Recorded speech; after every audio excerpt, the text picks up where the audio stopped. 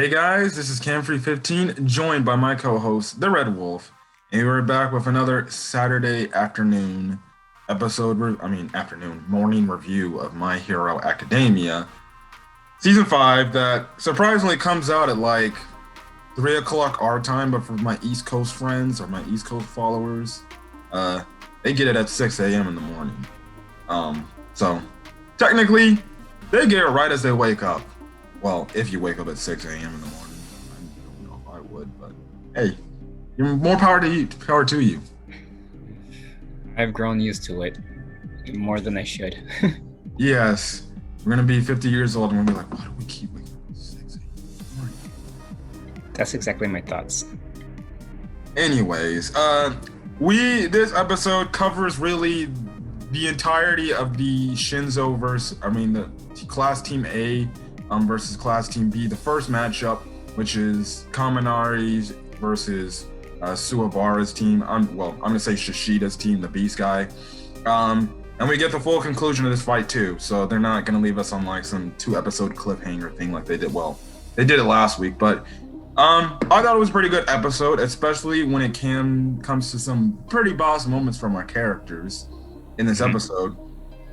I would definitely probably say the spotlight of this episode goes definitely to Shinzo. And also, again, why do they keep making Sue so underrated? I mean, she still kicked ass. She still kicked ass. Like, I'm sorry, I'm gonna need her in the tier characters of the Dekus, the Bakugos, what is it? Not Class A's big three, but if we're talking secondary characters, she needs to be up in there with the likes of Kirishima, Ochako, and Ida. Because literally, she gets some underrated moments. Like from the start of this series, she kills it, and I like her so much. I think we all do. Now, I don't like her to the fact like Subara, who was I guess having some weird tongue fetish about it. Oh my god. I mean, Oh. Sue is up there on the kawaii level, so. Hey, I know there's some Sue stans that simp for Sue. Maybe some of them is because of that damn tongue. Trust me. Now, I don't want a tongue around me like that, but if you like that stuff, more power to you. You do you, guys. Yeah. This is My Hero Academia season 4 season 4. What the hell? Season 5, episode 4. I got it switched up. So we start the episode off where we kind of get a little, I guess you can say, pre-talking before the battle, where the characters talk to Shinzo mostly about his brainwashing quirk and everything. Now, essentially, the rundown is, or Shinzo says, listen, I can make people do something, I can make people do it, but I essentially can't make them tell me what to do because I can't affect their speech patterns and stuff like that. And that's where we see the mask come in, and essentially, we know that it's able for him to use other people's voices to have people under his command, which again, you can say it's broken, but that makes him very dangerous as a, I guess, person if you're fighting up against. Because he literally, if you're 2 against 1, all he has to do is hear the speech patterns of your like, I guess, your ally, and then just use it against you. And that can easily make it like a one-on-one fight. God dang, Shinzo. Yes, and Deku makes the good point, like, he's definitely different than when I fought him back in season 2. 2, even, we'll talk about it later, but we also see that he's also, looks like he could be training under our boy Aizawa too, because he definitely got the the very strong tape that he has. But hey, I like it. Their personalities seem exactly identical to each other. Yeah, dead looking eyes, just dopey face. And pretty unique quirks. So yeah, now we cut back to where we currently left off last week, and we know that's when Shishida came in charging like a bull because hey, that's his quirk. He's a beast. He literally we know he takes out Kirishima like it's nothing, Kota like it's nothing. They put, I think it was no, they put Kota in the air prison, and then that's what happened. Anyways, to continue going on in the fight, after we see Shinzo control Shishida, Tsubara's like, what the hell's going on? Next thing you know, we see Kaminari come on the inside and starts electrocuting Shishida. And it gets Tsubara off his back. And he's like, what the hell's going on here? And stuff like that. Now, it looks like Shinzo's going to use his tape to potentially tie up. What happens next up is this. Sue actually grabs Tsubara with the tongue, which creates the tongue fetish. And when I mean she's got him wrapped like he's a mummy. Oh, gee.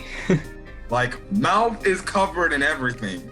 And I'm like, yeah, that's not sus.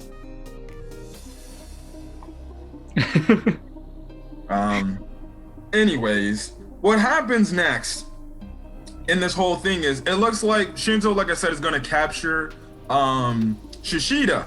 And it's looking like we're going to have two guys in our prison to be captured. But because he's got, I guess, increased durability because of his quirk, Shishida breaks through the electricity and it doesn't really affect him or has no damage on him. Eventually, what happens is Tsubara eventually got Shinzo earlier in an air prison type of thing before he got captured. And essentially it's Kaminari by himself against the beast. But lo and behold, our boy Kirishima gets back up. You wanted Carol to tell us what our boy Kirishima does? First breaks out Kota, and then he charges at the beast with he and Kota strike with their own quirks, but the beast went into human mode. That was a ridiculous pose, by the way. Yes. And he just turned the table, so he grabs them both. He says, Kirishima will stand a better chance against me in combat. So he threw Kirishima towards Shiozaki. Yeah, and then she captured him, and there we have it. Now I know when this moment happened, when people watch this episode, I really feel bad for you Kirishima fans. I'm so sorry. When I watched this episode, it's been a while since I've seen this arc, so essentially this is a refresher to me, and I remember reading this in the manga. And then when I watched this part, I was like, that's how Kirishima got captured. That was really bad. Mm-hmm. Now, I will definitely understand why Kirishima fans are definitely pissed. Like, you go back to season 4 and you look at Kirishima's badass moments in season 4. In those two moments, the one against the one dude when he first unleashes Unbreakable, and then also against the Rappa fight. And you come here only a season later, this man's getting jobbed out by the Beast character, just getting thrown into the air, captured by Vine Lady. It is what it is. Yeah, sadly. Listen, I can understand why people would definitely be fucking pissed if they're gonna be like, Kirishima gave us all these badass moments only to get done in essentially by a throw. Mm-hmm. Yeah. Kirishima literally did nothing. He was just there. Same thing with Kota too. He was just there.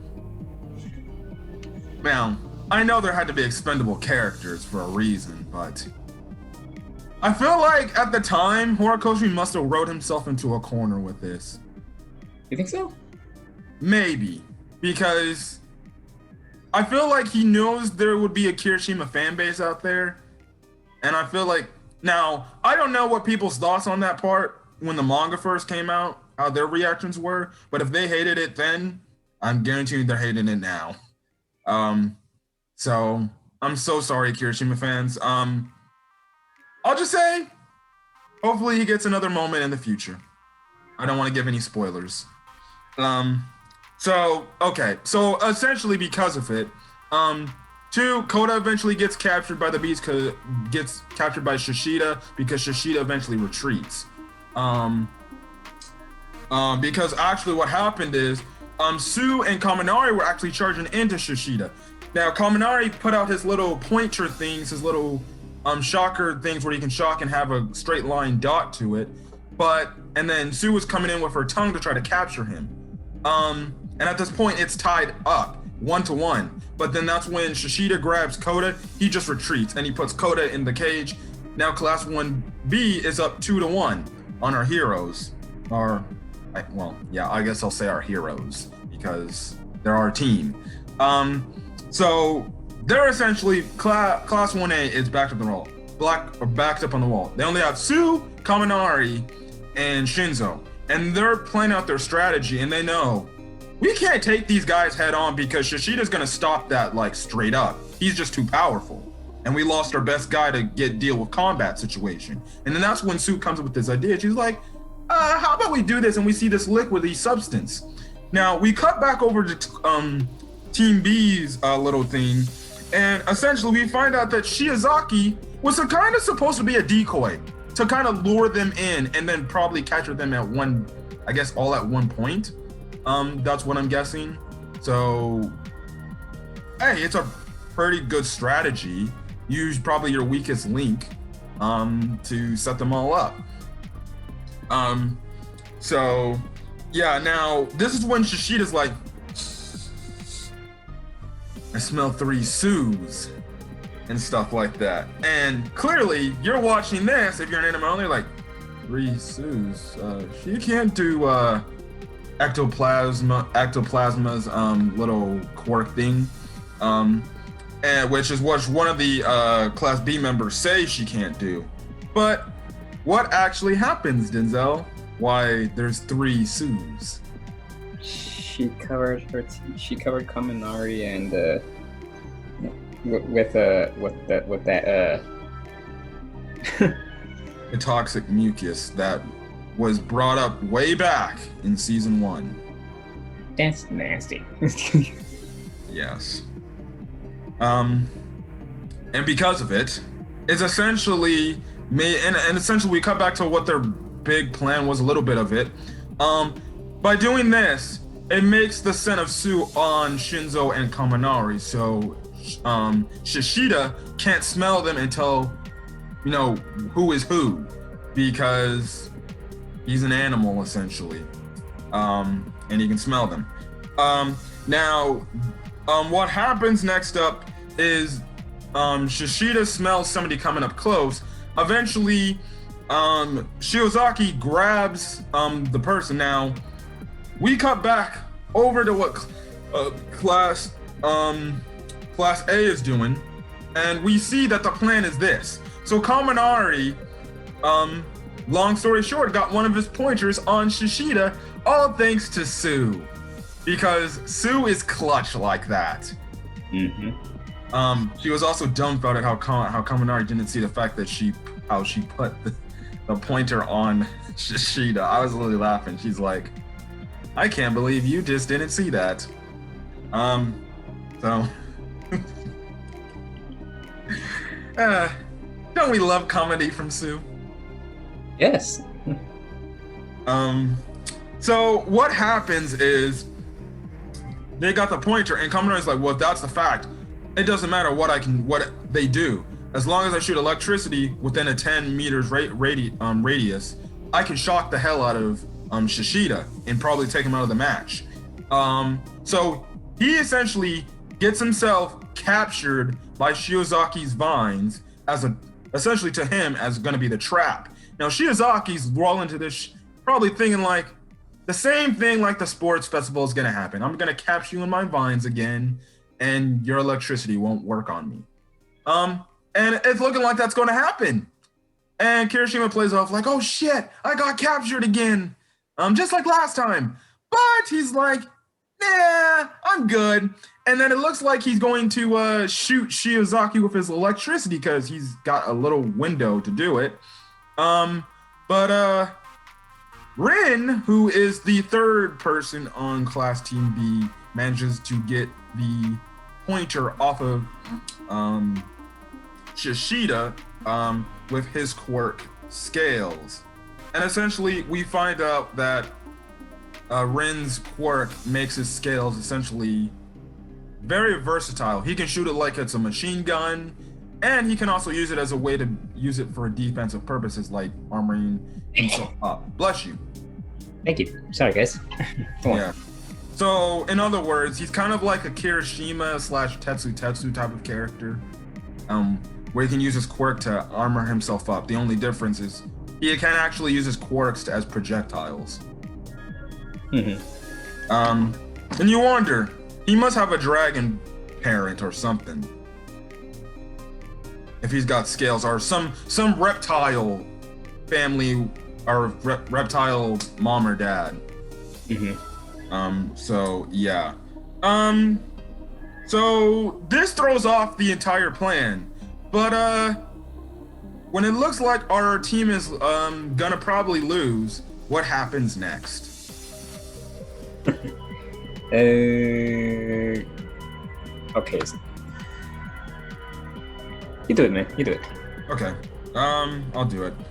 Essentially what happens is Shiozaki's walking up to Kaminari to look like she's gonna take him into the prison and capture him. But that's when we hear a certain voice from their team say, "You're going to not do anything," essentially. And we actually see it was Shinzo using his brainwashing quirk, again copying someone else's on their team's voice to essentially make Shiozaki, I guess, immobile to do anything. So she's controlled, she's just standing there, she's lost, she's done. And essentially Ren's like, "Shinzo's here, damn it! We gotta find him! We gotta stop him!"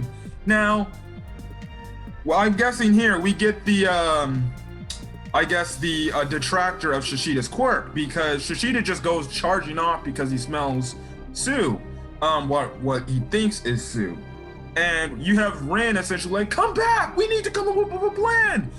And again, we know from last week, Shishida, when he stays in his form too long, can kind of get and be an unhinged, I guess, person. He doesn't listen to commands very well and stuff like that because he loses himself. And that actually hurts the team, because we see Sue come out of nowhere and kick the ever-living shit out of Rin, like, it knocks him out, and well, anyways, it knocks him out for the time being. So we see Shishida running, he finds Shinzo, and Shinzo's kind of cornered at this point in time. So Shinzo has a way, what I guess I would say is kind of stalling, but he tries his best way to knock out Shishida. He grabs his pole with his tape that is definitely like Aizawa's, slams this pipe on Shishida. Now, it looks like it actually did some damage on him, because the way it's like, did he actually knock him out with that blow to the head? Okay, Shinzo's definitely great. But it doesn't work. Sadly, Shishida's like, "That's the best you can do? Come on." But what eventually does knock him out, my friend?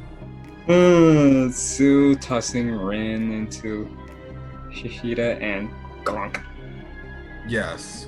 They, I guess, hit heads at a very fast pace. They knock out, and essentially because of it, Class 1A is able to capture all the members of Class 1B here in this matchup, and the episode ends off with Shinzo's team, the team of Kirishima, Shinzo, Sue, Kaminari, and Koda end up winning. And I like the fact how the Class Team B teacher is like, "Damn it! I don't want to say it, but I have to! Class Team A wins!" And it's funny because early in the episode, he was literally being so he was literally being so biased to his class, because he's like, "We're gonna take out Team A, we're gonna win," and everybody else is like, "This motherfucker." But Class 1A takes the first matchup, so they're up 1-0, in a pretty nice battle. Shinzo, again, you know, he kind of makes the point in this episode, like, he definitely can be a better hero. But I do like the fact that the others, even though they make a mention, like, I know you said you didn't want to be friends, but you're gonna make a great pro hero, dude. You're like pretty badass. Which I definitely like. So, you know, Shinzo definitely, you know, shines here and he grows on some members of Class 1A. And I like the fact that Deku's even taking notes. He's like, this dude Shinzo's amazing. He's much more better than the sports festival. And again, impressed. Very much impressed with Shinzo's performance here. For a student that's doing like legit a hero course first assignment. What were your thoughts on Shinzo in this first matchup? Are you sure? Are you sure this is the only time he'll have any shine? This is the only season where he'll have any shine? Well, other than season 2 and what I'm reading in the manga, yes. He would be really helpful. I'm sure if he appears in the later arcs. I think the reason why, and when the anime gets to the later arcs, because we got to remember, Shinzo's going from just regular general studies to a hero course, which means he hasn't been trained to be a hero as long as these guys. Like, he's literally like months behind these dudes. Like, and we know Class 1A, they've been against legit villains. Some of these characters, especially like some of the characters from last season, were in an incident where they faced off in a life or death situation. And he's very far behind, you know, and stuff like that. So definitely, you know, he's gonna. That's I'm guessing the reason why Horikoshi's left him out of the story for the time being. But again, with the point I'm at in the story, who knows? I could see a quick cameo, or I could see a cameo or a chapter focused on him, or a few chapters focused on him, because the most recent chapter I read, they brought back 2 characters we haven't seen in a while. I'm not gonna specify who those characters are, but we haven't seen them in a while. And it's like, oh, okay.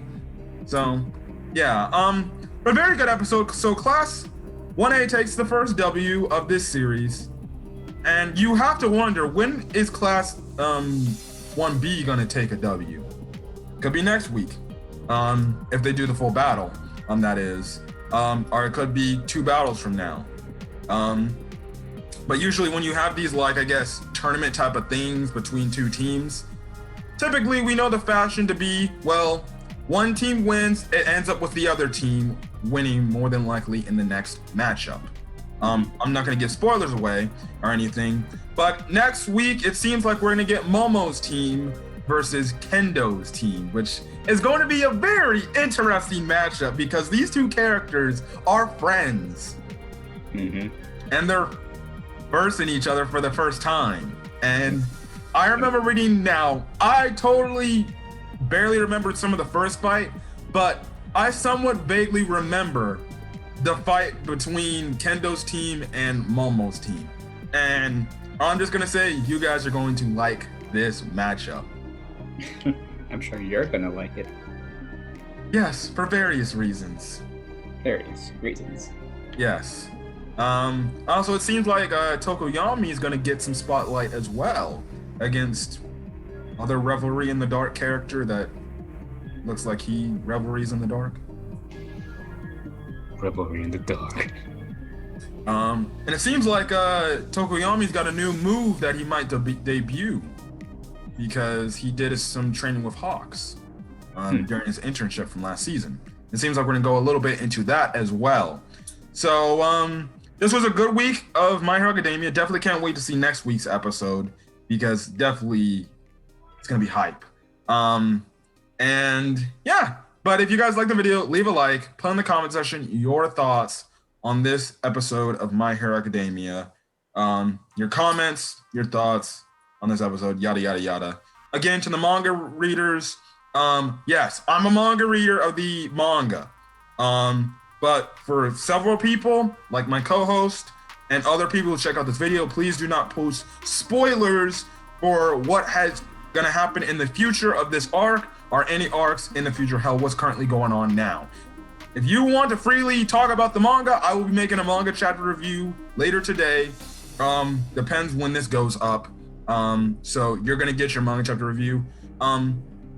So go ahead to the video. Go ahead to that video on my channel if you want to see my thoughts on this week's manga chapter review, which had me cutting up onions, and it had to have a tie-in to probably the backstory of Deku.